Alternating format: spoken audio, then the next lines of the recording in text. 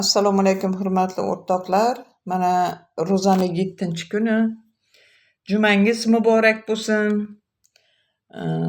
Kelayotgan 8-mart Xalqaro xotin-qizlar bayrami bilan xotin-qizlarimizni tabriklayman. Oilaviy baxt tilayman, sog'lik, salomatlik, ishlariga omadlar, rivojlar tilayman. Sizlarga bir yangilik aytib o'tmoqchiman. Mana ro'za oyi munosabati bilan ro'za oyi 1-aprelgacha Xudo xolasa har juma kuni konsultatsiyam bepul.